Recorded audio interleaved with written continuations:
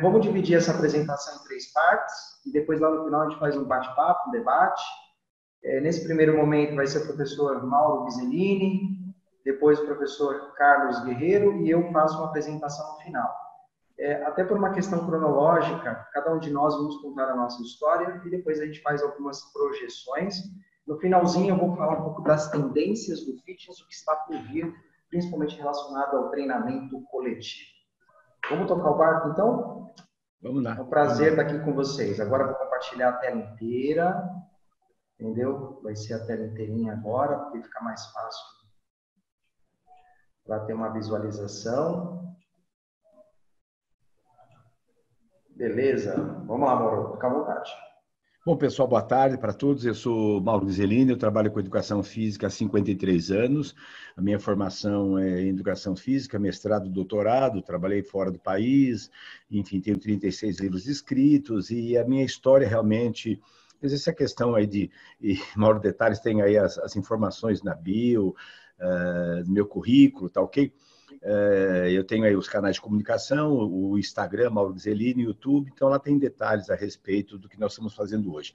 Mas a ideia desse webinar é falar um pouquinho sobre essa questão da ginástica coletiva. Pode passar o próximo slide?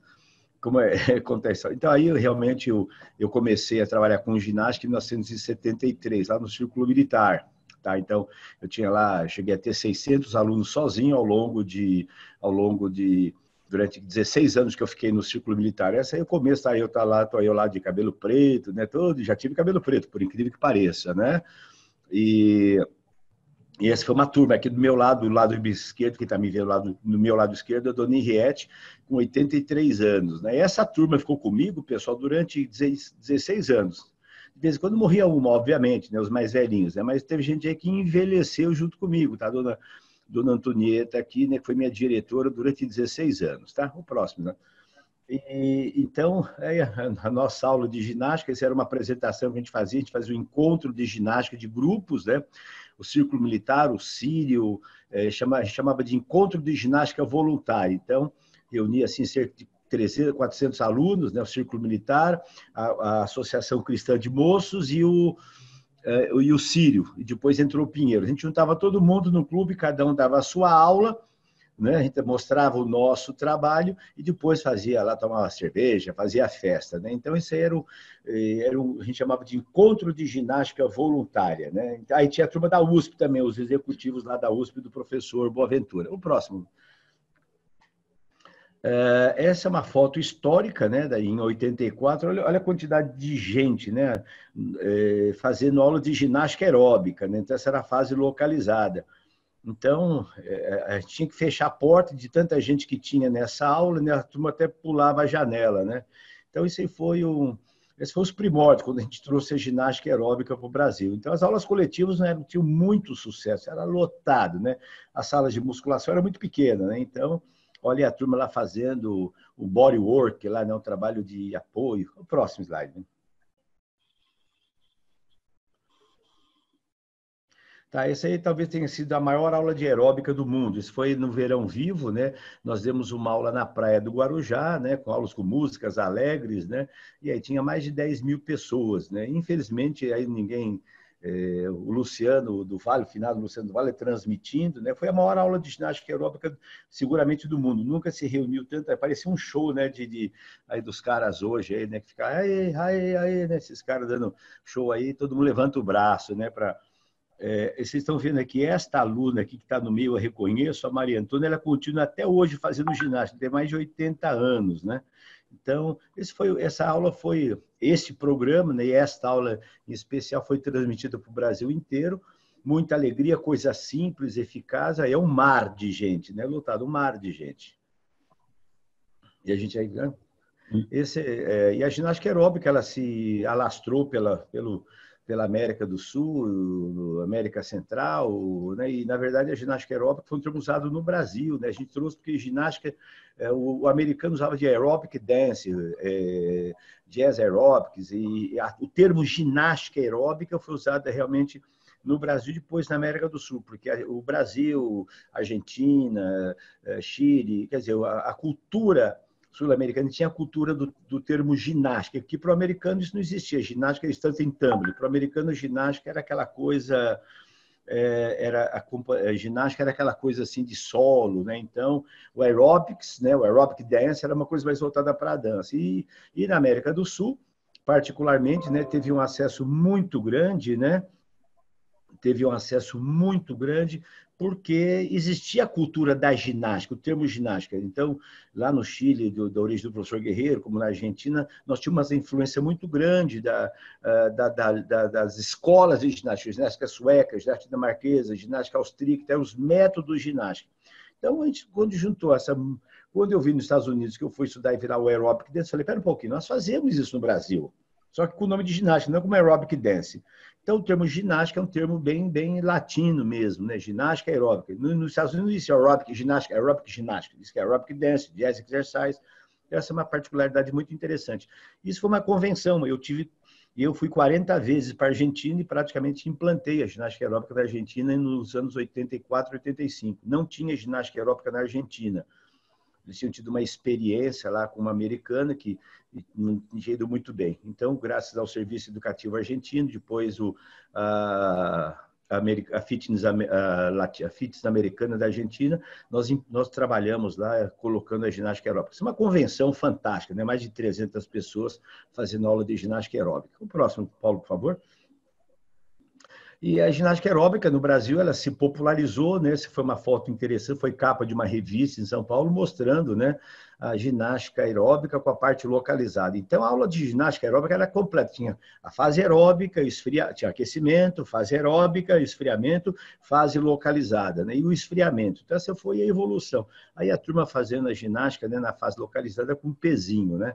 E no Brasil, particularmente, foi interessante, porque no Brasil foi o país que primeiro, né, mais juntou homem. Então, era muito comum. Esse era um programa feminino, né, da Companhia Atlética. Aí só tinha mulher. Lá na Runners, então nós tínhamos aula na hora do almoço. Então, a ginástica aeróbica, ela conseguiu um fato inédito no Brasil de ter homens e mulheres fazendo ginástica com música. Isso foi um fato muito interessante. Nos Estados Unidos era 90%, 95% de mulheres.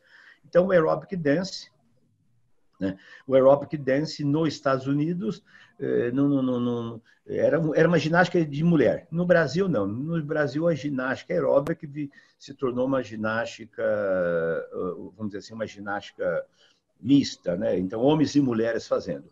Então, realmente, essa foi um pouquinho da história, né? E do que aconteceu. E a ginástica aeróbica, ela permaneceu, né? Ela permaneceu como líder, né, nas aulas coletivas durante muitos anos. Aí depois veio o step, aí veio o jump, veio a hidroginástica, e aí a ginástica aeróbica, na minha opinião, né, ela acabou se perdendo um pouquinho por influência dos campeonatos, ela se tornou muito coreografada, muito complexa. Então, a ginástica aeróbica a ginástica aeróbica como ginástica coletiva, né, ela tinha várias estratégias. Aí veio a ginástica localizada, depois veio a ginástica aeróbica, depois veio a ginástica localizada, veio alongamento, foi fragmentando, né? Mas a origem da ginástica aeróbica, ela contemplava, no Brasil, aquecimento, fase aeróbica, esfriamento, fase localizada e alongamento, esfriamento final. Tá? Então, a aeróbica ela acabou morrendo e sendo substituída, né? Ou ela virou vovó. Então, hoje o fit dance, a zumba e outras, o hip hop e tal, são os filhos, são os netinhos, os bisnetinhos da imorrível ginástica aeróbica. Tá? Então, e o segredo, finalizando, o segredo da ginástica aeróbica na época, que ela era intensa, que era todo mundo magrinho, né? Não tinha finalidades hipertróficas, ela era intensa, simples, todo mundo conseguia fazer, né? E eficaz, simples e alegre. E músicas dançantes, músicas da época, anos 80, o auge do dance music. Então, esse foi o grande sucesso da aeróbica, que infelizmente acabou morrendo por outros... Morrendo não, ela continua viva, né? Mas assim, foi substituída por outras práticas. Então, o foco hoje na força, na hipertrofia, essa coisa toda acabou então a ginástica sendo substituída por outras modalidades que a gente vê hoje. Exemplo disso, né, eram os programas da Les Mills, que tinha lá programas com música também, de alta intensidade, que o professor Paulo participou desse movimento todo. Então, que bom. Então, é isso daí, tá bom? Então, fica aí um pouquinho da história, né? O dessa questão. Tá bom? Sensacional, Mauro. Eu sempre falo que o quanto é importante estudantes, profissionais, tem que entender o que aconteceu no passado para não cometer os mesmos erros no futuro, no presente, e ao mesmo tempo, o que foi bom, por que não manter, né? Como você falou com muita propriedade, essa questão de era mais simples, começou a complicar demais, o que aconteceu? Né? As Porque, né, pessoas estão Paulo, se aproveitando afastando. o seu gancho, o que está tendo sucesso hoje, né, que a gente vai falar sobre coisas tendências, são coisas muito simples. O bodywork, o crossfit, o circuit training, né? Quer dizer, o componente de dificuldade coreografado para a grande maioria das pessoas é muito difícil. Então, a coreografia realmente foi um dos fatores que assassinou, que matou a ginástica aeróbica, porque realmente as pessoas... O que aconteceu com o step, né? Hoje, uma aula de step, o cara chegar e quiser fazer uma aula de step na academia, está morto, a menos que a academia tenha. Lá na Megafit, onde a gente está fazendo lá um suporte, tem uma aula de step básico, né? Mas se o aluno chegar lá e pegar uma outra aula, ninguém acerta. O aluno iniciante que está chegando na academia não acerta uma.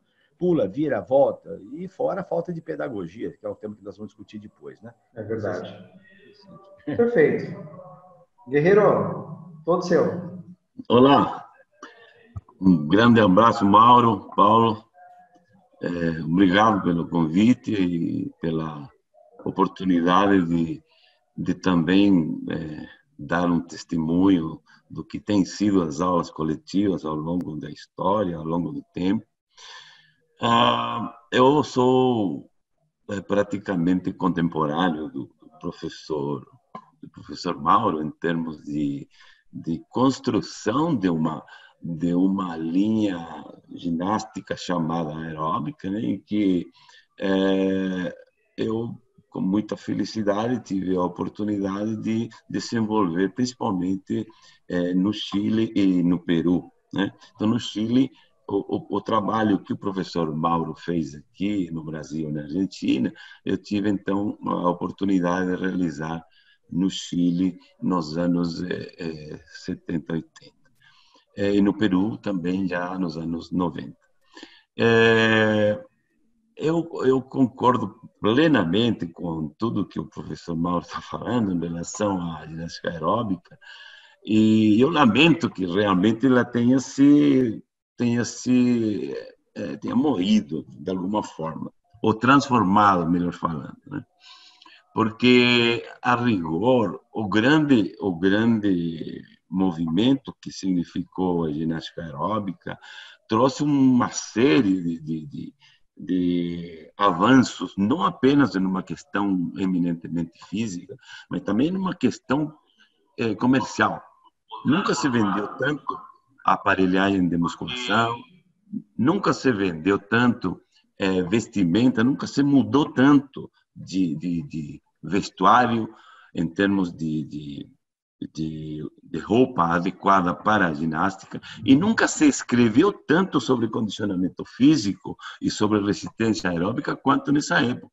Foi o grande lance em que a literatura ligada ao condicionamento físico e, sobretudo, a questão resistência cardiorrespiratória teve um boom incrível, né? Portanto, hoje nós vemos algumas atividades derivadas desse início aeróbico que mantém muito daquilo que nós começamos a desenvolver nos anos 80, né? Mas com as definições e especificidades próprias das aulas atuais. Assim, a fit dance, o jazz exercise, power jump, etc. Tudo tem, na verdade, um fundamento que inicia-se nos tempos da ginástica aeróbica. E eu quero ressaltar também, pode passar os slides, Paulo, que o que caracterizou fundamentalmente nesta época a grande aderência ao exercício, sem dúvida nenhuma, foram as músicas e a motivação que levava as pessoas a realizar essa atividade de condicionamento físico com muita alegria, né? Com muita satisfação, com muita energia. Todo mundo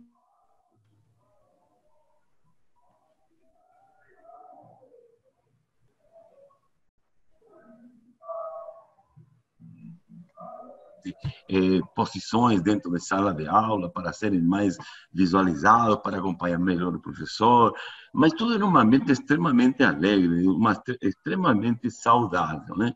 Portanto, eu falo sobre este momento da ginástica aeróbica, que é uma aula coletiva, com muita saudade, porque, infelizmente, algumas coisas mudaram para bem, né? E outras nem tanto, né? Então, a gente está nesse instante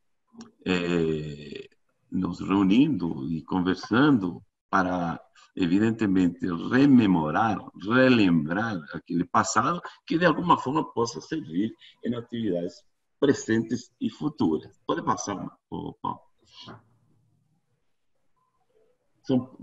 Esses aqui são congressos, né? A Teleton em Santiago, que reúne milhares de pessoas e dinheiro para beneficente para crianças, naquela época convidava a gente para fazer as grandes aulas massivas, né, que eram transmitidas para o país inteiro via televisão. Então, foi um movimento grande, né? Um movimento que embora hoje muita gente não conhece, né, ou não participou, ou não teve essa vivência, sem dúvida nenhuma, é a base do que está acontecendo hoje. Pode ir, Paulo. Então, a alegria, né? Eu destaquei uma questão que é interessante. A alegria nas aulas. O que chamava atenção nesse tipo de atividade que a gente começou a fazer. Pode ir. Algum tipo de aulas para pessoas de diferentes cidades, de diferentes condicionamentos físicos. E esse é o grande lance, porque a aeróbica ela era orientada para que o máximo de pessoas pudesse participar, e não apenas um grupo limitado. E muitas vezes a postura e a pedagogia do professor, do líder, é que incentivava essa grande participação, né? Hoje, às vezes, nós vemos um pouco de preocupação que alguns líderes que ministram aulas, né, não conseguem desenvolver uma situação pedagógica que cative e que consiga a aderência e a participação de um grande número de pessoas. Odile, Paulo. Isso no Peru também, que me tocou a possibilidade de ajudar na criação da primeira escola de ginástica aeróbica, Escola Nacional de Aeróbica, que permanece até hoje. Fui diretor dela aí e foi uma grande passagem dentro da minha história de condicionamento físico. Pode ir? E aí, um pouco para exemplificar as pessoas e o número de gente que participa. Aqui tem uma história curiosa, viu, pessoal? Vocês podem ver que tem uma aula que nós estamos ministrando em Vinha del Mar, é uma aula massiva, né? E tem uns steps enormes, parece que medem, acho que 50 centímetros, né? Quando teve ocasião também de historicamente realizar as primeiras aulas de step no Chile. Mas o pessoal me pediu por telefone a ideia dos steps e eu passei, né? Só que a pessoa entendeu errado e fez uns steps altíssimos. Olha, a primeira vez que foi, a primeira aula de step no Chile, com um step de 50 centímetros. Estávamos tudo absolutamente esgotados, assim, mortos no palco. Mas foi um dado curioso, histórico, interessante. Bom, basicamente é isso. Vou passar a palavra agora para o professor Paulo, né? E, e, e daí a gente conversa em alguns outros aspectos interessantes. Essa foto aqui, guerreiro. Olha, sensacional, olha isso. Espetacular. Bem legal mesmo. Outras fotos aqui. Congressos, né? Os congressos.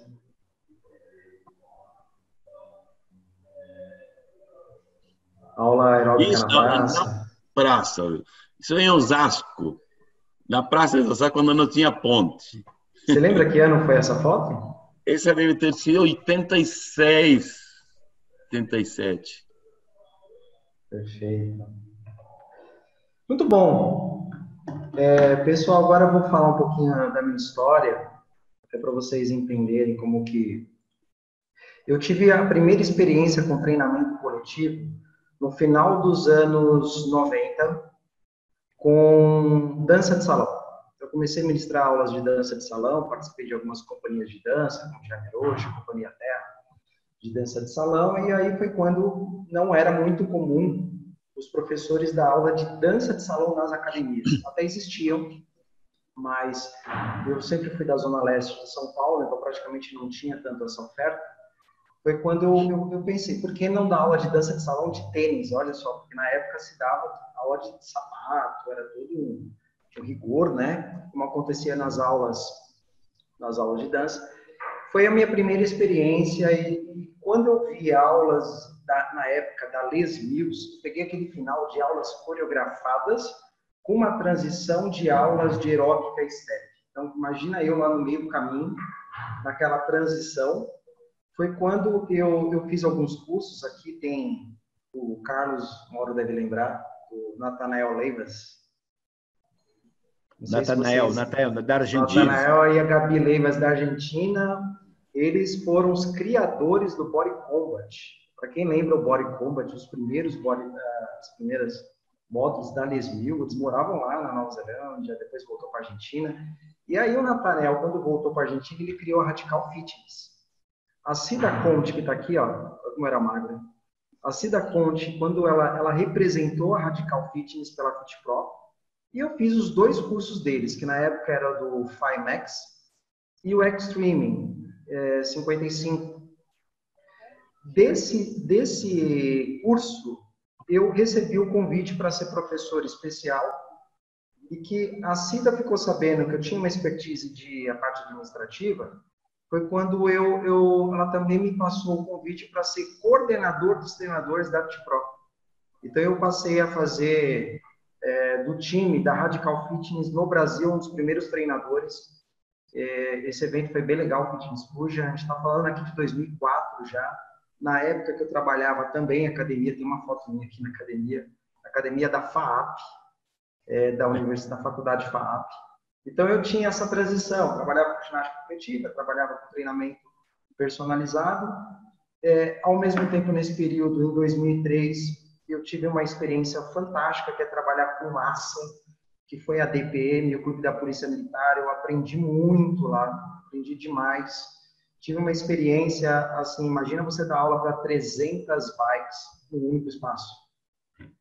Hoje eu não sei se é a maior, mas é uma das maiores da América Latina, de salas de ciclismo indoor. Então, eu sempre tive a preocupação de trabalhar com segurança. Na época, que em 2006, eu era coordenador do clube, na área técnica. Foi quando, a partir de 2007, eu tive outras experiências. Em 2010, aqui no canto, ó, eu fiz parte do time da Body Systems. Então, eu atuava com Power Jump, Body Pump. Esse aqui é um workshop da Body Systems. Foi meu primeiro workshop esse, atuando como time técnico. Foi uma experiência bem legal, porque eu consegui entender o quanto a questão do marketing nessa época era muito forte, né? De 2000, 2010, que foi o auge, eu posso dizer, praticamente eu colocava no currículo que tinha vários programas, existiu também programas da FitPro, mas isso era muito mais fácil para estar no mercado. Por mais que tinha uma limitação, não existia uma questão da individualidade, mas assim, na média, atendia muito a demanda. Aqui é uma foto aqui, eu com Robson Kennedy, né, 2010, 2011. Aqui alguns outros treinamentos, com Sandro, né? Então tem eventuais treinamentos aqui da Body Systems. 2011 tive uma experiência bem legal. O Mauro tem muito mais experiência nessa parte cruzeiro, né, Mauro? Trabalhei por anos em cruzeiro, mas eu tive uma experiência bem legal na Royal Caribbean, em 2011, atuando aí, representando um projeto da Andrea Vidal. Eu tive também a oportunidade de trabalhar com ela, foi muito bom na Fitness Mais, e ela tinha essa parceria com a Royal Caribbean, pedalando aqui com a Chuin e também ministrando aula dentro do cruzeiro. Bastante horas trabalhando, né, Mauro? Você ficava o dia inteiro trabalhando, mas foi uma experiência única, né? E no ensino superior, aí, tanto eu, Mauro Guerreiro tem muito mais anos de experiência no ensino superior. Eu, desde 2008, atuei ministrando esses conceitos, né, que não era muito comum. Bom, basicamente é isso. É uma apresentação rápida.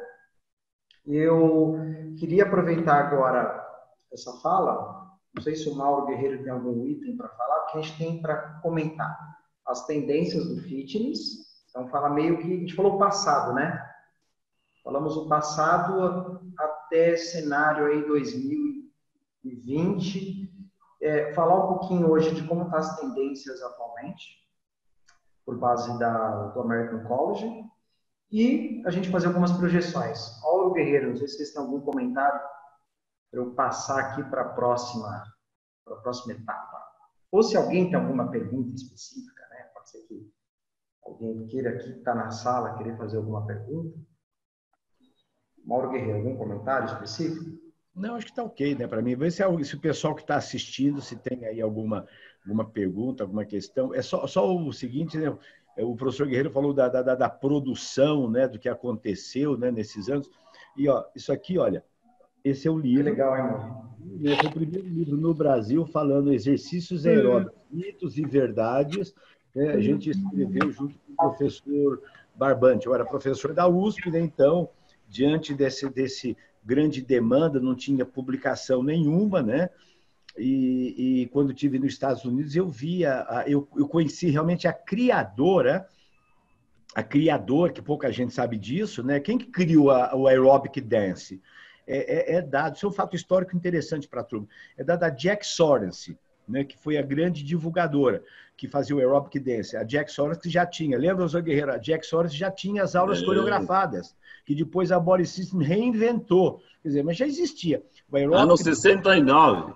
69, é Jack Sorensen. Mas antes dela, eu tive na BYU, Brigham Young State University, e tinha uma doutora, uma professora, a chefe do departamento de dança do departamento feminino, a doutora Phyllis Jacobson. Ela criou na BYU, na Brigham Young, junto com o Dr. Fischer, do departamento de fisiologia, a doutora Phyllis Jacobson criou o Hooked on Aerobics, era um programa de aeróbica desenvolvido na Brigham Young. Só que ela era uma mulher cientista na universidade.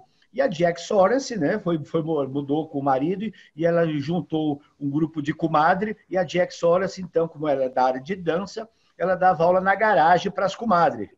Então, ela foi a grande criadora, mas, na verdade, a Phyllis Jacobson é a cientista da história, né? Então, e aí um detalhe interessante, que a Jane Fonda, que não criou nada, o pessoal atribui a Jane Fonda... Nos 80, né? A Jane Fonda foi a grande embaixadora, porque a Jane Fonda lançou o workout nos maiores sucessos, né? Que hoje é vídeo aula, né? Tem pela TV, a Jane fez o CD, e ela dava aula pela televisão, né? Então é assim, a Jane Fonda foi a grande criadora dos aeróbicos, que foi o workout. Ela não criou nada, ela reproduziu. Quem criou, quem idealizou esse conceito, baseado nas teorias do Dr. Cooper, de 69, a evolução do aeróbico, a valorização dos exercícios aeróbicos. Então, a doutora Jacobs teve essa ideia e depois a Jack Soros se reuniu as comadres para fazer aeróbica com o estilo dançado. Então, essa é a verdadeira história da aeróbica. E no Brasil, depois na América do Sul, né, nós usamos o nome ginástica. O nome ginástica aeróbica é um nome, se eu tivesse registrado quando trouxe em 83, estaria hoje nas Ilhas Caimãs, provavelmente, né? Longe do navios. Mauro, o que é legal que você comentou, porque assim, estou falando que essa aula está sendo histórica, né? Está sendo histórica porque a gente consegue ter tantas informações que eu acredito que muita gente nem imaginava. Teve um documentário da National Geographic dos anos 80, que falou da história da Jane Fonda. E a Jane Fonda, ela sempre foi uma ativista, uma atriz ativista, né? Que ela feminista também, para fazer um trabalho específico para as mulheres. E teve um produtor que ela queria fazer, era como se fosse um podcast, né? Ela queria gravar mensagens motivadoras para as mulheres. E um dos produtores falou, vamos gravar, vamos fazer uma gravação. E ela, no primeiro momento, recusou. Ela não queria fazer essa gravação. Porque ela não acreditava, porque não existia na época tantas, né, produtos, tantas filmagens relacionadas, porque não tinha nem videocassete, tanta produção para isso. É tanto que na própria matéria da National Geographic fala que, por causa da Jane Fonda, teve uma produção em escala, foi uma das maiores incentivadoras pela produção de videocassete. Alguns aqui talvez nunca devem ter visto um videocassete, né? E até um momento aqui também interessante, que o Mauro foi um dos idealizadores do Runner School. Foi, Mauro? O quê, né? Da Runner School. Da Runner School, que era Runner na época. Quando eu voltei em 83, quando eu voltei dos Estados Unidos, que eu vi, que eu tive acesso ao Hulk em Mayor, eu falei, pera um pouquinho, no Brasil eu faço isso desde 73. Era uma coisa que, eu dava aula de ginástica com música em 73, com discão, né, com disco, né, em 73. E a gente chamava de ginástica masculina e ginástica feminina. Era separado, não misturava homem com mulher, né? Era ginástica, nome ginástica masculina, ginástica do Círculo Militar, né? Então, e aí tinha uma outra, aí depois a Ala Chama montou lá o Gymnastic Center, né? A Ala Chama, olha só. Ginástica feminina, né? Ginástica localizada. E a Ala já tinha as aulas ela tinha lá a aula de frevo, aula não sei o que, ela tinha aulas estruturadas nos anos 70, tá bom? Então, quando eu vi nos Estados Unidos, já o movimento tinha começado paralelo ao Brasil. Só que nós, o professor Guerreiro é um especialista nisso, né? A nossa formação foi de ginástica. Então, nós estudávamos a ginástica sueca, a ginástica francesa, a ginástica dinamarquesa. Hoje, o que o pessoal faz aí da calistenia, do burpee, é o exercício da ginástica sueca de 1896. Flexão, push-up, curl-up, né? Exercício da ginástica sueca, os negócios que estão na moda. Acho que são modernos. Puta, que moderno do cacete, pô. Coisa mais velha que andar pra frente. Tem mais de secular. Então, o cara fala burpee, lembra? Burpee, agacha. Só que o burpee na ginástica sueca é controlado. A ginástica pedagógica, né? Tinha uma pedagogia, amplitude de processo. Retilíneos, posturais. Hoje não faz de qualquer jeito. Né? Então, eu acho que é importante, né, a gente entender que o que se faz hoje, né, a Amanda depois vai dar um... Né? A Amanda está levantando, vamos abrir para a Amanda aí. Vai anotando, Amanda, vai anotando as perguntas. Amanda é professora universitária também, vai anotando. Nós estamos aí fazendo uma repaginação do que foi feito lá atrás. Né? Então, você que eu falei, você tem que olhar para o passado para projetar o futuro. É como se fosse uma flecha. Quanto mais você puxa o arco da flecha, mais longe a flecha vai. Quanto mais você olhar para trás das coisas boas que foram feitas, mais você vai projetar um futuro. Então, isso é como se fosse, eu quero jogar a flecha longe, olha lá atrás. Pilates tem mais de 100 anos. Não, o cara que levantava o snatch lá, o Sandor foi personal trainer do rei Henrique V. Primeiro personal trainer do mundo. Era um fisiculturista em 1800 e alguma coisa. Ele era personal trainer do rei da França. Então, são coisas assim interessantes, sabe? Que a gente precisa entender um pouquinho. Amanda, vamos lá. Amanda está lá, já levantou o dedinho. Vocês conseguem me ouvir bem? Ah, perfeito, Amanda. Estamos te ouvindo. Tudo Não, bom? Guerreiro. Primeiro, agradecer essa oportunidade de vocês estarem aqui reunidos. É um momento único para quem está estudando a história da ginástica, que sou, no caso, eu e os meus alunos que deveriam estar participando, estou aqui fiscalizando. Deve estar vendo algum curso de hipertrofia. Se fosse aqui hipertrofia para rabicó na nuca, tinha 1000 caras assistindo. Uma professora, que é uma pesquisadora, então nós vamos ter 5 caras. Agora, bota aí. Revisão de prova aqui. É uma oportunidade de revisão de prova sem ser comigo. Eu te queria 2 perguntas que eu queria te fazer, Mauro, que me vem essa inquietação nesse processo da minha tese de doutorado. Em relação à ginástica, que você fala no Brasil, que esse nome surgiu no Brasil, você tem uma ideia ou um direcionamento para me dizer quando isso surgiu no Brasil? Sim, quer dizer, o nome ginástica aeróbica, nós usamos oficialmente, o nome ginástica aeróbica foi feito pela Academia Runner, quando eu comecei a trabalhar como diretor técnico. E quando eu voltei dos Estados Unidos, Amanda, o que eu fiz? Como eu vi que a ginástica, que as academias estavam crescendo, eu chamei o professor doutor Valdir Barbante, o professor doutor, na época não era doutor ainda nem eu, o Elias Proença, que é o preparador físico da seleção brasileira, chamei o doutor Khaled, que era um médico formado em medicina e meu aluno na USP, ele era médico e fazia o curso de educação física. E eu. Nós juntamos os 4 e fizemos a primeira clínica de ginástica aeróbica do Brasil. Primeira clínica. Nós juntamos 400 pessoas na Academia Runner. 400 pessoas. E ficaram 300 pessoas de fora, porque não cabia. Então, nós fizemos o primeiro curso de fundamentos científicos da ginástica aeróbica. Então, o Valdir Barbante deu teoria do treinamento, fundamentos do treinamento esportivo para fundamentar a tal da ginástica aeróbica. O professor Elias Proença falou sobre técnicas de alongamento. O doutor Khaled falou sobre lesões e aspectos médicos decorrentes da prática da ginástica aeróbica, possíveis lesões, etc. E eu falei sobre a pedagogia da ginástica aeróbica. Então, daí que surgiu este livro. Tenho esse, amor, tenho todos. Mas qual o ano disso e aonde? 1984, na Academia Runner, em São Paulo. Em São Paulo. Nós juntamos cerca de 400 professores. Todas as academias, na época, mandaram os seus professores para fazer esse curso. Porque foi assim, eu reuni o Valdir, falei, Valdir, eu vi que lá nos Estados Unidos, a doutora Jacobson tinha um suporte do Dr. Fischer, que era do Laboratório de Fisiologia.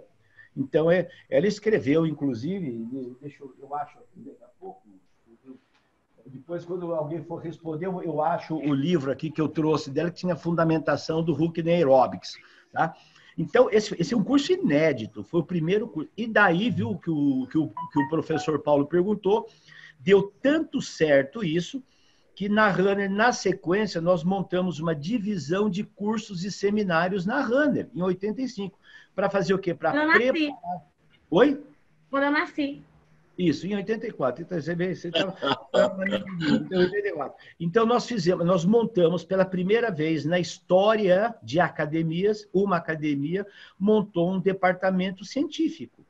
E aí nós fizemos o que na Runner? Montamos o primeiro departamento de avaliação. O Dr. Khaled comandava, eu comprei equipamentos do Funbeck, comprei bicicleta ergométrica, e o Dr. Khaled, nós montamos o primeiro departamento de avaliação física, né, com avaliação cardiorrespiratória e tal, dentro da academia. Tá? Então, foi uma tentativa. Como eu era professor da USP, e fui para a academia, tomei pedra nas costas. Pô, o cara tá lá, academia, oba-oba, o mundo... Então, o mundo científico é muito pernóstico. né? Porque fica no laboratório, quebrando perna de ratinho, provando óbvio, né? Repetindo o que outro já fez nos Estados Unidos para publicar artigo em revista de impacto, para garantir o emprego. E eu fui discutir lá, eu levei para a USP, eu era professor da USP. Gente, precisamos levar ciência. Não, academia é lugar de lucro. Falei, eu vou.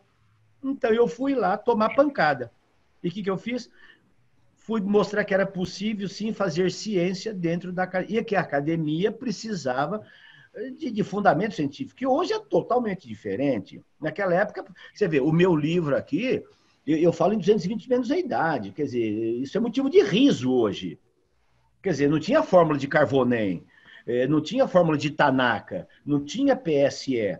Então, mas era o que tinha na época. Mas aqui, tem lá, toda aula tem que ter um começo, tem que ter, fazer aeróbica, esfriamento localizado. Hoje o nego já começa com polichinelo e faz o burpee, não sei o quê. Diz que é aula. Vai pro inferno. Que aula o quê? Bom, não sei aproveitar, até fazer um depoimento aqui. O Andrews, de São Leopoldo, está te mandando um abraço. Foi o que estudou com você. Meu Deus! Vamos lá, Amanda. Segunda pergunta. Andrews, fala comigo depois no Instagram. Só fazer um comentário, só interromper rapidinho, Amanda, para dar um depoimento rápido. Eu tive a oportunidade de fazer o Runner School. E qual que era? Eu vou falar para vocês a principal diferença. Eu aprendi a ministrar todas as aulas. É isso, filho. Bom, enfim, não é a hora. Pode falar. Não é hora, não, senão não paro, deixa. Deixa eu fazer outra pergunta. Professor, o senhor comentou em relação à questão inédita da participação de homens em relação às aulas de ginástica, né? Em que momento, data, período, história, local, você identifica essa divisão clara? Bom, olha, no Círculo Militar, em 73... 73, eu tinha 600 alunos no Círculo Militar. Tá. E era assim, tinha de manhã as mulheres, à tarde e à noite, eu tinha a turma feminina e depois a turma masculina. Isso nos anos 70, 74, 75, 76. Isso ficou durante 7, 8. Quando eu fui para os Estados Unidos e quando eu fui para a academia, que eu fui para o mundo das academias em 83, eu percebi que... Em 83. Sim. Tá? Já existia academias, mas não era com essa característica. Então, a musculação estava começando nas academias. Eram academias de ginástica. E eu percebi, então, que eu vi nos Estados Unidos, e os alunos, os alunos da turma da noite, eles chegavam, jogavam futebol, esperavam a aula feminina, ficava sentado na arquibancada, ia 45 minutos, aí as mulheres iam embora e entravam os homens. E aí alguém falou assim, professor, por que a gente não pode fazer junto? Eu falei, uma boa ideia. Podemos fazer junto, que nas academias estão. Então, eu reuni as mulheres, né? Eu falei, nós vamos fazer o seguinte, aula das 7h15, deixa de ser feminina e convida os homens. Eles ficavam 45 minutos depois do futebol esperando para fazer ginástica. Topa. Aí eu juntei, de forma inédita, juntei homens e mulheres fazendo ginástica juntos. Isso em São Paulo. Tá? Isso em São Paulo. Aí aconteceu um fato interessante. Alguns homens falaram assim, mas professor, nós não vamos sentir muito bem junto com as mulheres, porque afinal de contas nós temos as nossas brincadeiras, as nossas piadas, etc. Eu falei, olha, e teve uns 2 ou 3 que as mulheres ficaram com ciúmes. Gente, eu estou falando dos anos 70, peraí, não estou falando que agora não sei nem sexo mais é definido, é o gênero, o número, é tudo misturado, quer dizer, acabou essa história toda. Mas naquela homem é homem, mulher é mulher, e viado é viado, era tudo muito separado. Graças a Deus agora virou uma coisa só, que bom. Então veja você, professora, alguns, eu perdi uns 2 ou 3 alunos, não, eu me recuso. E depois de algum tempo, a aula seria tão intensa quanto, não perderia. Né? E quando eu levei a música para os homens, né, que eu coloquei o primeiro dia, que eu coloquei aula com música para a turma masculina, vários eram, professor, aula com música para nós? Falei, aula com música. Mas nós não vamos perder a nossa masculinidade? Eu falei, olha, a sua opção sexual não está na música, está na sua cabeça. Né? E aí eu dei uma das aulas mais fortes, quando eu estreiei para os homens a música. Eles subiram e desceram a escada, quase morreram.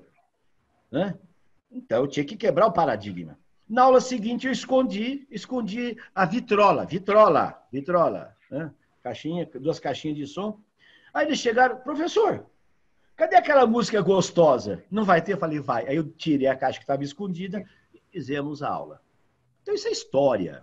Né? Sim, os moleques hoje só sabem de mitocôndria, o nego só sabe que 3 de 15 funciona. Né? É Mauro, só para a gente alinhar... Tá, Mauro, só para a gente alinhar, até porque a gente tem mais coisas para falar. Isso é ótimo, né? É ótimo que a gente tem várias. A Amanda vai ser muito bem-vinda, até porque a gente tem uma live daqui essa semana, né, Amanda? É 22. Mas a gente tem uma live, né? Vamos falar bastante sobre alguns aspectos.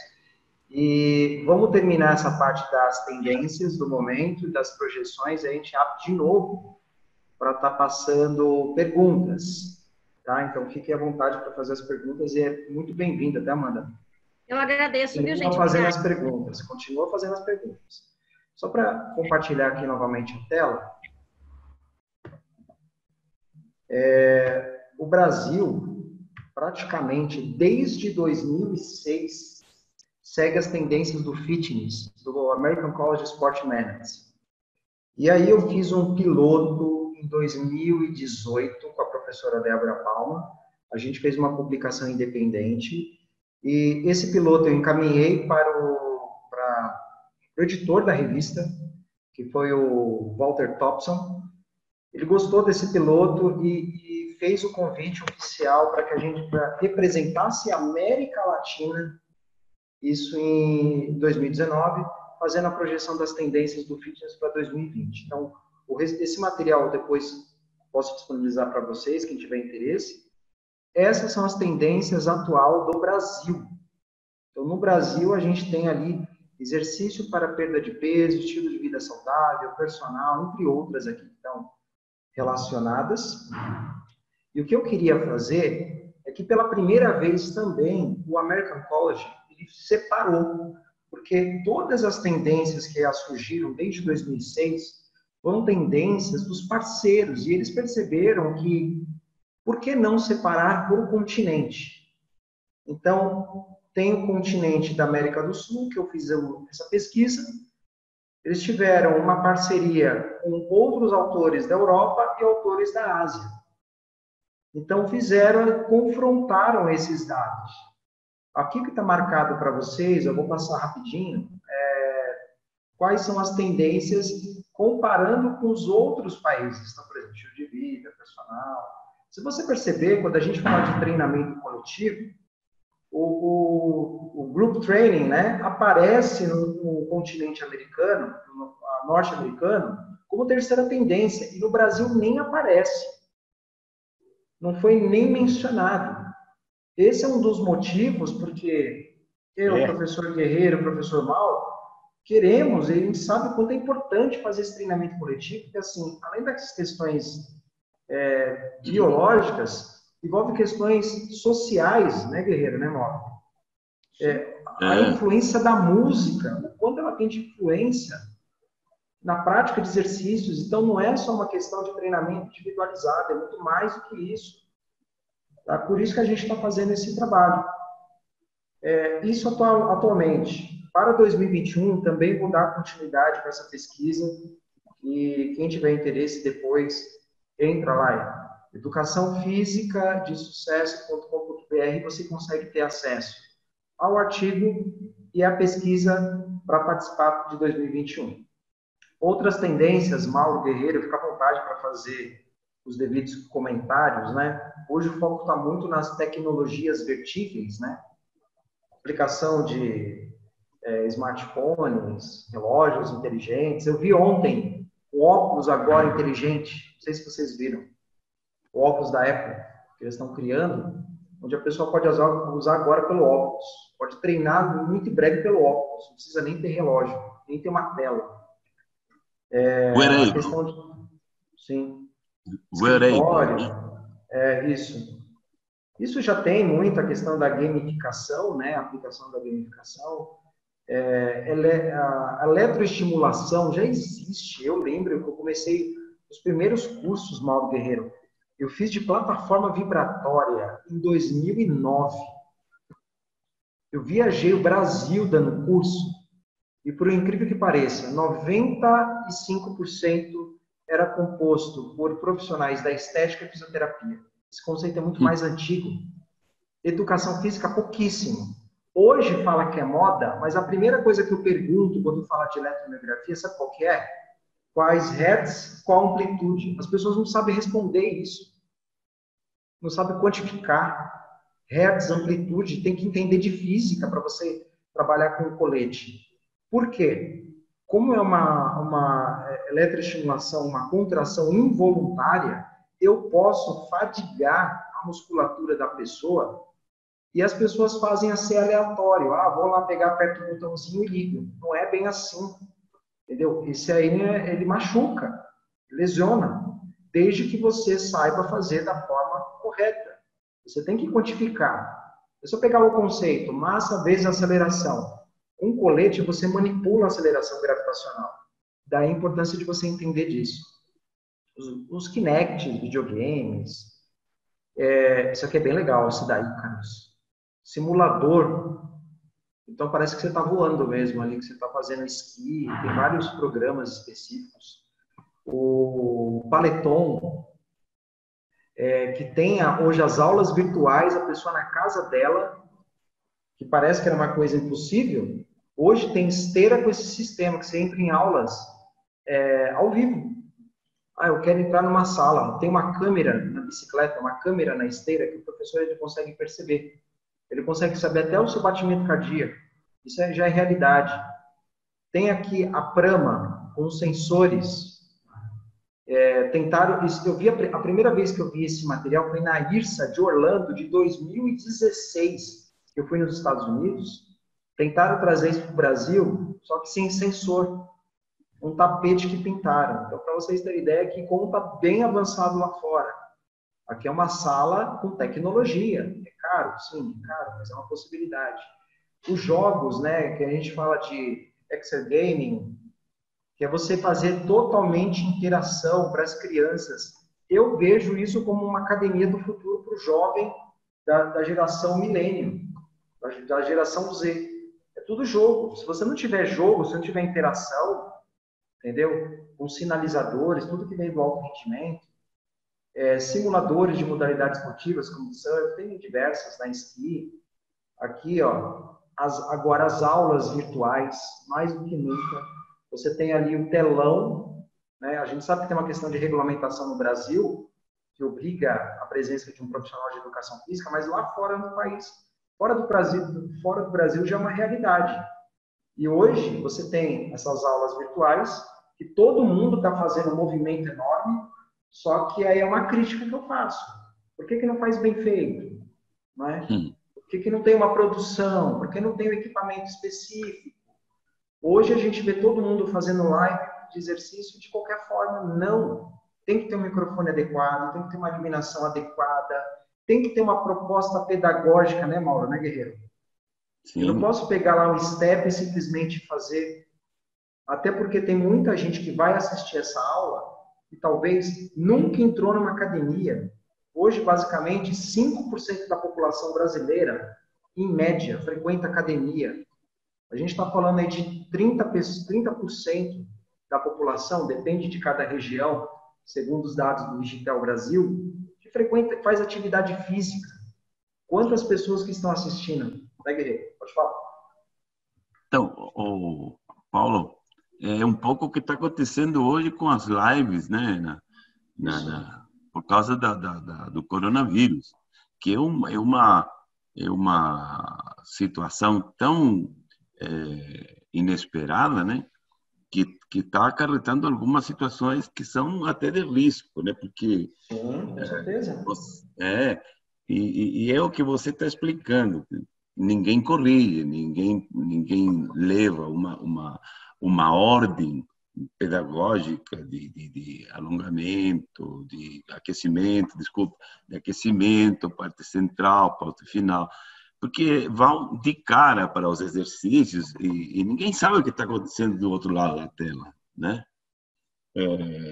E eu estava vendo que o American College de 2018-19, a pesquisa estava colocando os treinamentos coletivos, ginástica coletiva, em segundo lugar nas preferências das pessoas. E a tecnologia wearable em terceiro lugar, perdendo apenas para o HIIT, né? Nesse sentido, eu acho assim que este fenômeno que está acontecendo hoje de lives na televisão, na internet, né? Ele pode ocasionar mudanças bastante imprevisíveis, né? Do comportamento em relação à atividade física. Uma das que eu vejo que são positivas, né? Que as pessoas continuem com essa aderência ao exercício. Porque tem gente que nunca fez e que está começando porque não tem nada para fazer. E, de alguma forma, poderia se motivar. Eu acho que é ótimo isso. Só que, por outro lado, a gente vê que há professores que realmente têm uma condição pedagógica muito interessante, né? Mas, por outro lado, há algumas situações que não são tão eficientes. E isso é perigoso, né? Porque se por um lado a gente, Mauro, você, eu, com alguma bastante experiência acadêmica na Faculdade de Educação Física, nós sempre tentamos por valorizar o que a gente fazia. Por outro lado, de repente, hoje vemos que há situações que não valorizam exatamente o que nós procuramos desenvolver por muito tempo, né? Então, é imprevisível o que poderá acontecer daqui a algum tempo após essa pandemia passar, né? Você quer ver uma coisa que eu sempre falo? Você pode complementar, Guilherme. Apenas manifesto a minha curiosidade e um pouco de preocupação. Mauro, quer fazer algum comentário? Eu vejo duas situações interessantes, né? Eu acho muito bonito tudo isso que quando eu fui N vezes para a IDEA, para a IRSA. Gente, o nosso país é pobre. Nosso país é pobre. As academias são pobres. Mal tem dinheiro para pagar o professor. Mal tem dinheiro para fazer a manutenção dos equipamentos. Nós temos 35 mil academias, 32 mil passam um perrengue danado. Então, é muito bonito, salas com luzes que acendem, roupas mirabolantes, e o cara não tem R$100 para pagar a academia. Então, eu acho muito bonito tudo isso.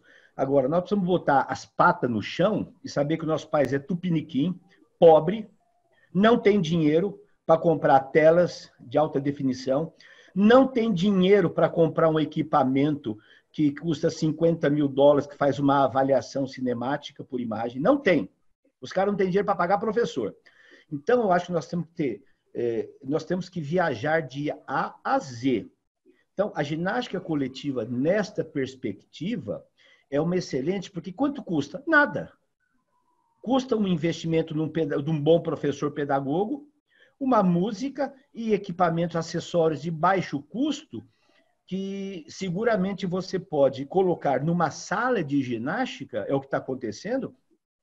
O cara pega 10, 12, o cara monta um box de crossfit com 50 mil. Um box inteiro de 50 mil. É o preço de uma plataforma que um cara vai usar de cada vez. Um cara entra lá, a vestimenta. Eu acho fantástico a eletroestimulação, mas quanto custa? É um cara de cada vez. Como é que eu vou massificar? A minha preocupação é com esses 95% que estão fora da academia, que precisam, como o professor Guerreiro colocou, precisam ser motivados por bons pedagogos.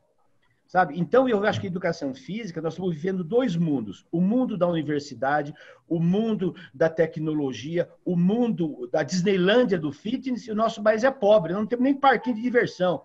eu comparo uma academia como a Disney World e com o parquinho Mambembe do interiorzão, que tem lá o cirquinho com o palhaço, com o cavalinho, né, com o bichinho que vai divertir a turma. Então, eu acho que a gente precisa estar muito atento, sabe, Paulo Guerreiro e Amanda, para isso. Vou dar um outro exemplo concreto. Fala-se muito dos efeitos da musculação para o idoso. Perfeito. Tem 300 mil estudos mostrando a eficácia do treinamento de força para dinapenia, osteopenia ou osteoporose. Eu faço uma pergunta. Quantos idosos do nosso país têm acesso à sala de musculação? Quantos? Então, nós estamos vivendo o mundo da fantasia. Nós estamos discutindo o que não é importantíssimo o mundo científico, que prova. Mas o nosso país é pobre, estamos morrendo de fome. Não temos dinheiro nem para pagar o professor, vamos ter dinheiro para montar academias luxuosas. Vocês estão entendendo o meu raciocínio? A minha preocupação com o exercício é que ele seja massificado. Então, quer dizer que se eu não tenho musculação, caminhar, subir e descer, o idoso não vai ser beneficiado. Então, fica todo mundo fazendo apologia da musculação. Eu não discuto a ciência dos efeitos da musculação, mas a minha pergunta é: quantos idosos têm acesso a uma sala de musculação no nosso país? Quantos? As pessoas que entram em contato comigo, professora Amanda, eu trabalho com idoso. Na prefeitura eu tenho 35 idosos. O que ela faz? Ginástica coletiva. Com música, pega o cabo de vassoura, pega... Isso daí, gente, essa é a realidade. Eu sou o mais científico de todos. Fui fazer doutorado em busca da ciência. Mas eu boto as 4 patas no chão para analisar a realidade. O nosso país é pobre, a academia é pobre, não tem dinheiro. Não tem dinheiro para pagar o professor. Como é que eu vou comprar um equipamento, uma máquina fantástica que nos Estados Unidos tem? Vai na FIBO, na Europa, é Disneylândia. É a mesma coisa você pegar o menininho da favela e mostrar o filme para ele. Esse aqui é a Disney World. Ele fala, só que você nunca vai lá, viu? Mas tem. A Disney World existe. Né? Existe, mas você nunca vai chegar lá. Porque você não tem dinheiro, você é pobre. Então, nós nunca, em 99% das academias, nós não vamos ter estrutura, condições. Eu acho fantástico nós termos uma visão macro do que está acontecendo. Mas precisamos pensar que o nosso país é pobre, a academia é pobre, o fitness é pobre no nosso país. Então, eu preciso ter, como você colocou, Paulo e Guerreiro, eu preciso ter pedagogos que encantem as pessoas, que saiam do sofá e vai mexer o rabo, mexer o rabicó, sair da cadeira. O nosso desafio é tirar o cara do sofá. Então, eu preciso viajar de a eletromiografia que estimula o deltoide no laboratório. É muito bonito o laboratório. Agora, quantas academias... Eu estava discutindo numa live com o professor Newton, que ele trabalha no INCOR. Então, ele trabalha padrão ouro. Ele avalia os caras com consumo direto de oxigênio e máscara. Eu pergunto para vocês, meus queridos, quantas academias do país têm dinheiro para comprar, fazer uma sala de avaliação que faz consumo direto de oxigênio? Custa $60 mil. É o dinheiro que o cara constrói 2 academias. Então, eu acho que a gente precisa transmitir, fazer uma ciência de população. Se aquele maldito daquele ladrão não tivesse feito 12 estádios e tivesse feito centros de treinamento, todos os idosos desse país teriam uma sala de musculação. Olha o estádio de Manaus. Agora nós estamos fazendo hospital em campo de futebol. Meus parabéns. Fantástico. É um país pobre, então o fitness vai ser adequado à pobreza do nosso país. Sempre a ciência e sempre a pedagogia. Mas, gente, me desculpe. Sabe? Temos que botar as patas no chão e cair na real. Senão nós ficamos na Disneylândia. Sabe? Pesquisa científica, o cara constrói, é fantástico. O cara constrói um Frankenstein. 16 sujeitos bonitos, fortes, treinados, com 5 anos, que vão fazer o experimento, fazer esse musculativo. É perfeito. Não vou discutir. Agora, o povo é gordo, barrigudo, descoordenado. O doutor Newton, gente, doutor Newton colocou no INCOR que ele pega população comum até atleta.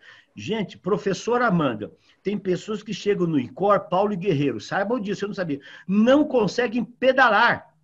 E não é deficiente mental e físico, tal é a descoordenação motora. Eles precisam pegar o cara, dar uma semana de adaptação neuromotora para o cara pedalar, para o cara andar na esteira. Então, é incrível isso.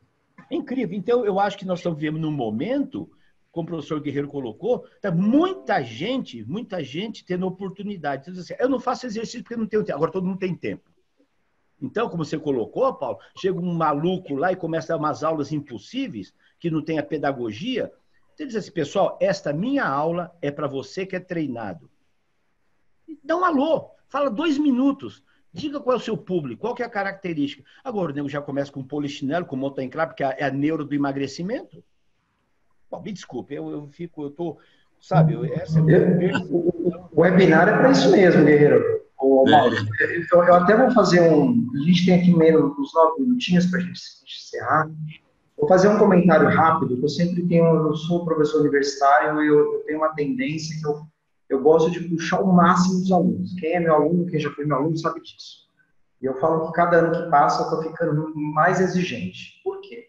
Mais exigente. Há uma diferença muito grande que as pessoas confundem que é ser instrutor e que é ser professor.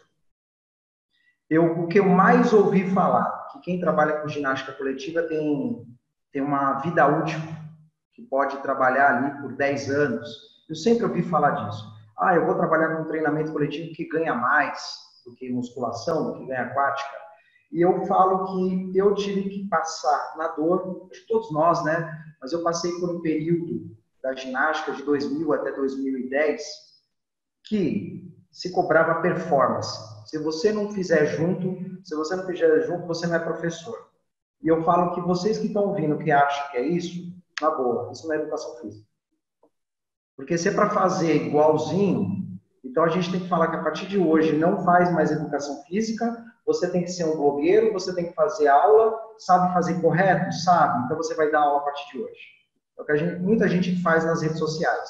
Ser professor, eu já tive aulas com pessoas que eram cadeirantes, amputados, e deram a melhor aula da sua vida, a minha vida que eu fiz. Por quê? Porque foi pedagogo. Então, ser profissional de educação física não é apenas ter o corpo shapeado. Eu sempre falo que isso ajuda. Sim, ajuda, porque se você fala de saúde, você tem que ter saúde. Eu sempre falo isso. Mas ser profissional de educação física, ser um professor, primeiro lugar, parte pedagógica, segurança. Se eu perceber que o exercício não é indicado para ele, faz o arroz com feijão. Eu parto desse princípio. Eu não tenho que me preocupar se eu vou fazer B7, Top 7, série combinada, GDT, métodos HIIT, né? O HIIT como se fosse uma coisa nova, né, Mauro Guerreiro? Entendeu? Mal as pessoas sabem o que é um HIIT. Que qualquer exercício depende da frequência cardíaca. Então, a crítica que eu faço é justamente essa. Por que não trabalhar treinamento coletivo? Porque treinamento coletivo eu tenho que trabalhar de forma individualizada a cada aluno. Eu tenho que entender quem é esse aluno, eu tenho que fazer diagnóstico. E é lógico, como o Mauro falou com propriedade, não dá para fazer com oxímetro, com um trabalho mais laboratorial, faz o mínimo bem feito. Pelo menos entenda quem é o seu aluno. Converse com ele, identifique o estilo de comunicação, faz uma anamnese, né? Faz um protocolo do mais simples possível. É essa preocupação que falta, e eu acho que até para a gente alinhar aqui a fala, vai ser minha fala final agora, por isso que eu e o Mauro, a gente já está conversando há um tempo, vai fazer 1 ano agora que a gente conversou, já conhecia o Mauro, a gente já se conhecia de rede social, mas a gente se uniu por um propósito, e aí veio o Guerreiro também nesse processo, alguns meses, que veio para somar, e vários outros profissionais que podem agregar essa nossa causa. A causa do quê? Ter um propósito. Ajudar as pessoas, de falar do quanto é importante o treinamento coletivo, não pensando por uma questão, vamos levantar bandeira, jump, aeróbica, step. Não, vamos levantar a bandeira de fazer uma atividade de uma forma pedagógica. É o que falta na área acadêmica, é o que falta nas academias. Entendeu? Como o Mauro falou, pode ser que você não tenha ali um equipamento apropriado na sua academia, mas você tem um celular. Hoje as pessoas estão muito mais preocupadas com o conteúdo. É lógico, você tem uma infra, ajuda, mas é o conteúdo. E é por isso que no finalzinho, agora eu queria passar uma proposta, e em cima disso, Mauro Guerreiro, aí fiquem à vontade para fazer as considerações finais, tá? Estou aqui compartilhando a tela com vocês. Ô, Paulo, eu Oi. só quero concluir, primeiro, falando que acredito piamente na efetividade das aulas coletivas, sem desmerecer aqueles que gostam, fazem atividades mais particulares e individualizadas, sem desmerecer em absoluto. Acredito que as aulas coletivas, numa situação de cidadania, numa situação de cooperativismo, numa situação de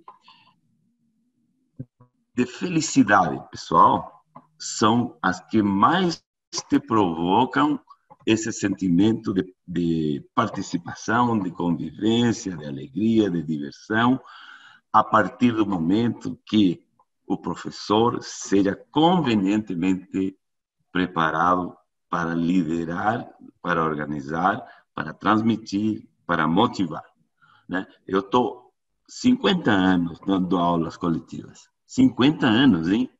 Não é pouco. Eu, até mês de dezembro, absolutamente ativo.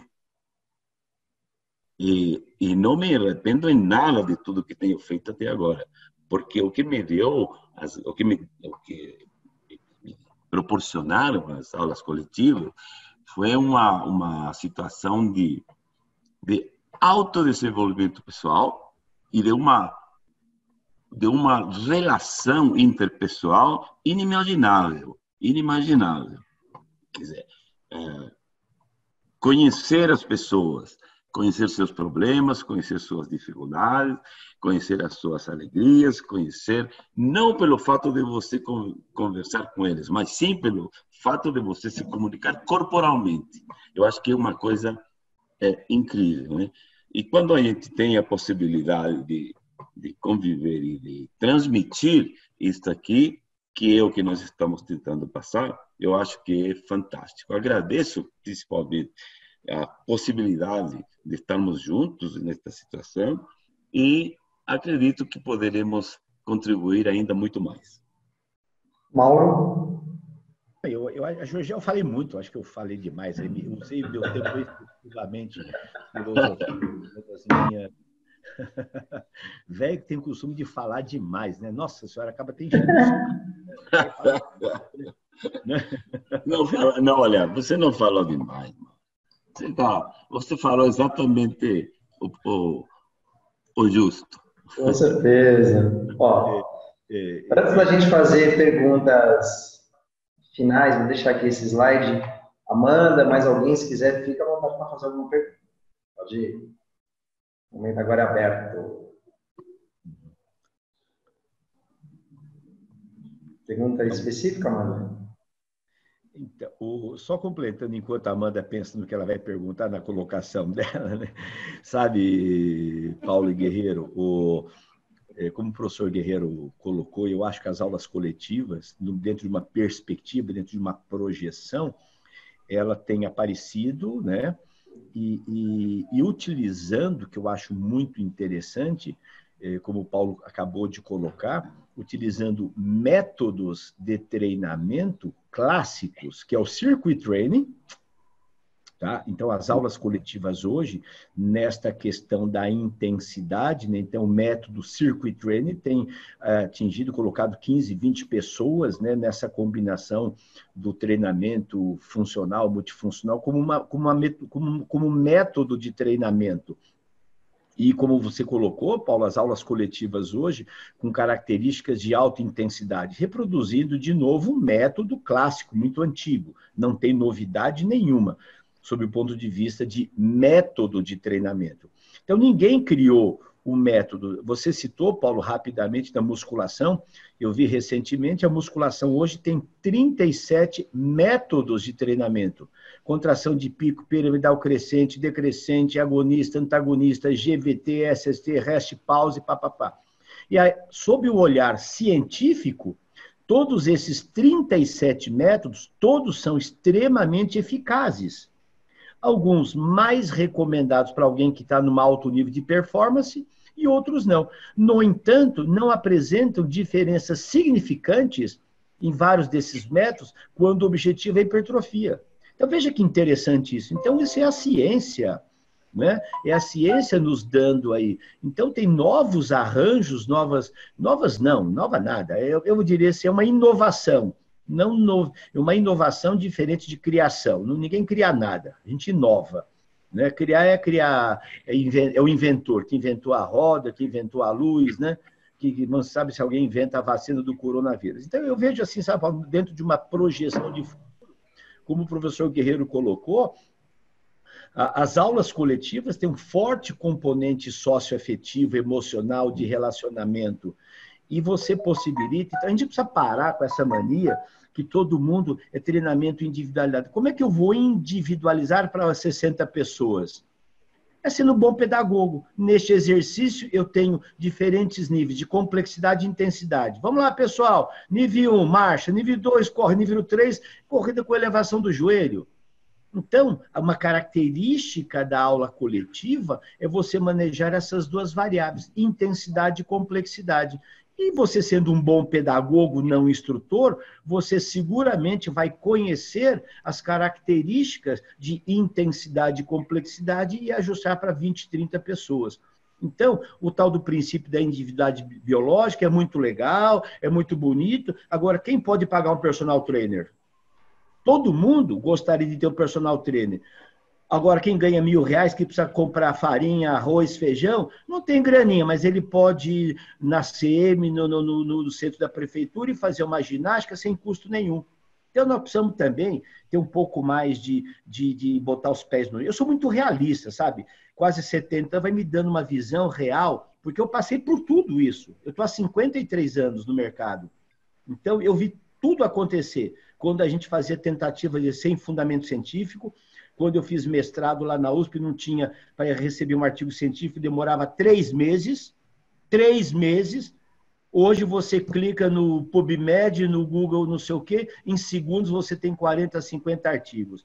Então, eu diria assim, o problema não está na fisiologia, na biomecânica, está tudo muito bem resolvido. O problema está na pedagogia.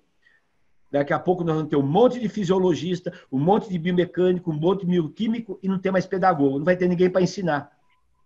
Não vai ter ninguém para dar aula. O cara entende profundamente de biomecânica. Perfeito.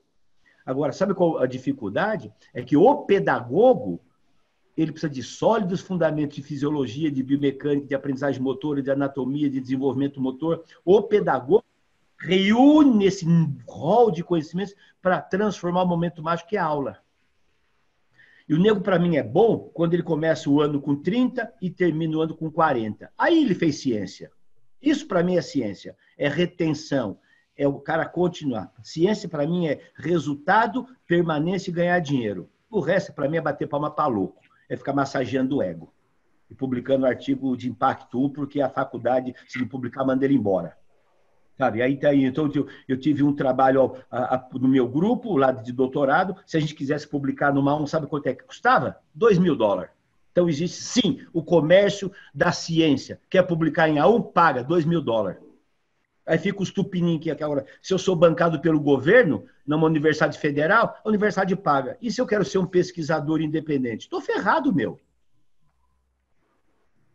Está ferrado. Então, a gente precisa ter essa visão, talvez por isso que eu sou velho, rabugento, ranzinza, sabe? Ou me ama ou me odeia. Estou pouco preocupado quem acha que eu falo e não sei o quê, porque eu tenho que falar a verdade. Cabelo branco me dá o direito de falar as porcarias que eu vejo na nossa área. Então, sabe? Estou cansado de vir querendo massagear o ego aí. Eu sou mais um pacoto, publiquei mais um. Tá bom, meus parabéns. Quantos vão ler?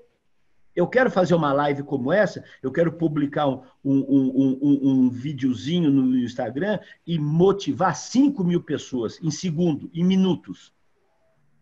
em minutos. Essa é a grande contribuição dos meios de comunicação. Essa live, se alguém, nós podemos interferir, podemos motivar 10 mil pessoas. Agora, quantos vão ler o artigo científico publicado em inglês? O brasileiro não sabe nem falar português, meu. Nem falar português. Vamos, a gente precisa tomar vergonha na cara e saber que nós somos pobre, ferrado, sabe? E que a educação física é pobre. Não vou nem falar de escola, hein? Onde eu trabalhei 20 anos. Nem vou falar de escola, que aí eu vou chorar aqui. Então nós ficamos aqui, sabe? Nós estamos surfando numa onda, meu velho, aqui. Porra, me desculpe. Essa é a minha visão. E eu acredito na aula coletiva, com outras estratégias. Mas o princípio pedagógico é imutável. É imutável. Né? Que novidade significante tem fisiologia biomecânica? Eletromiografia? Tá velho. Agora é transmissão craniana. Pô, e nós somos... Ok. Pai Tupiniquim faz eletromiografia. Pai Rico faz eletrotranscraniana. Pronto.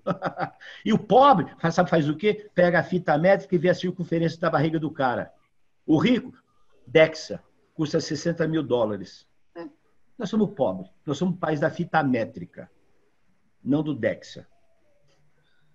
Perfeito, Mauro. Estamos agora nesse momento, vai dar 1h20 de webinar. A gente passou até do que a gente pensou lá de 1 hora. Só algumas informações rapidinhas aqui. Vai estar gravado esse material. A gente não pode perder esse conteúdo. Acho que é a vantagem de... Faz bobagem, viu, Paulo? Você corta aí, faz uma... Não vou cortar, não. Faz a censura aí, viu, professor Amanda? Ele vai fazer a censura. Não vou cortar. Eu vou cortar só aquele comecinho, que a gente teve um probleminha técnico, comecinho eu vou editar. Esse material, primeiro, ele vai estar disponível no mesmo link que foi fornecido, que é educaçãofisicadesucesso.com.br/webinar. Vai estar lá disponível. Eu acho que, assim, o momento aqui não é a gente falar, vender nenhum produto ou serviço, mas é importante a gente ter a nossa contribuição. Uma coisa que eu, professor Mauro Guerreiro, a gente conversou muito, é que a gente não pode ficar apenas no item de informação. A gente tem que contribuir muito mais que isso. E por que não fazer uma escola de formação profissional em treinamento coletivo? Essa é a ideia. Então, é assim, muito em breve, nós vamos estar passando mais informações para vocês. Esse link, no momento, ele está disponível para a pesquisa do American College, que, inclusive, ele consta ali o artigo, caso você queira baixar, o artigo das tendências do fitness para 2020 do Brasil e Argentina.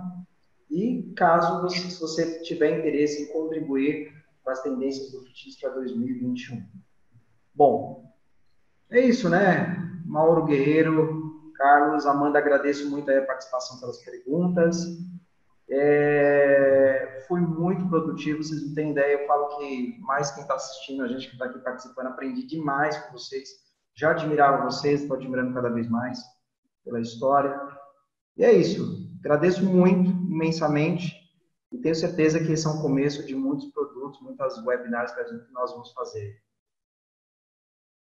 Tá ótimo, obrigado. Guerreiro, Mauro, Amanda, todo mundo participou. Um grande abraço a todos. Obrigado.